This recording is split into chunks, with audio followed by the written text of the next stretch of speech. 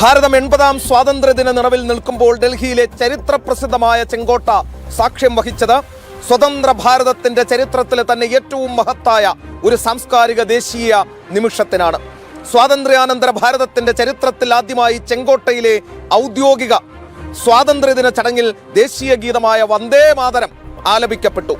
ദേശീയ ഗീതത്തിന്റെ 150ാം വാർഷികാഘോഷങ്ങളുടെ പശ്ചാത്തലത്തിൽ നടന്ന ഈ ആലാപനം ഭാരതത്തിലുടനീളം വലിയ ദേശഭക്തി തരംഗമാണ് സൃഷ്ടിച്ചത്.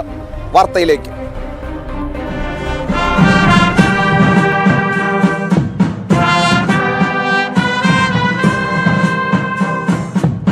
സ്വാതന്ത്ര്യദിനാഘോഷ നിറവിൽ നിൽക്കുന്ന ഭാരതത്തിന് ഇരട്ടി മധുരമേകി ഡൽഹി ചെങ്കോട്ടയിൽ പുതിയ ചരിത്രം കുറിക്കപ്പെട്ടു.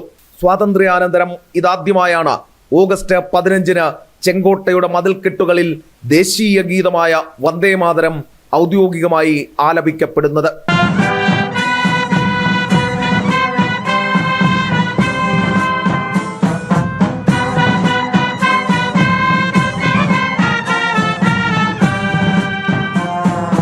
വന്ദേ മാതരം രചിക്കപ്പെട്ടതിന്റെ 150ാം വാർഷികാഘോഷങ്ങളുടെ ഭാഗമായാണ് ഇത്തവണ സ്വാതന്ത്ര്യദിന ചടങ്ങിൽ ഈ പ്രത്യേക ക്രമീകരണം ഉൾപ്പെടുത്തിയത്.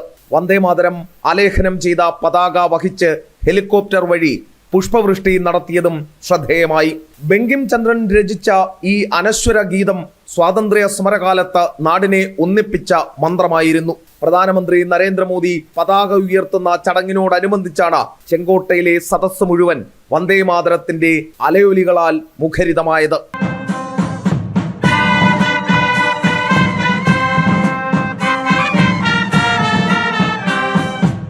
സ്വാതന്ത്ര്യ സമരകാലത്ത് മാതൃഭൂമിയുടെ മോചനത്തിനായി പോരാടിയ ആയിരക്കണക്കിന് ധീരദേശാഭിമാനികൾ തൊണ്ട പൊട്ടി വിളിച്ച വന്ദേ മാതരം എന്ന മന്ത്രം സ്വാതന്ത്ര്യം ലഭിച്ച് 8 പതിറ്റാണ്ടുകൾക്ക് ശേഷം ചെങ്കോട്ടയിൽ മുഴങ്ങിയത് ദേശീയ തരംഗമായി.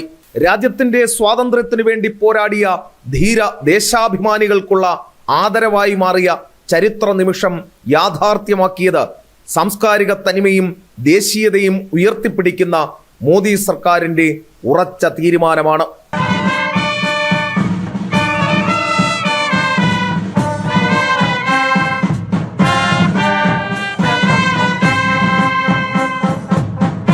എസ് ശ്രീകാന്ത്, ജനം, ഡൽഹി.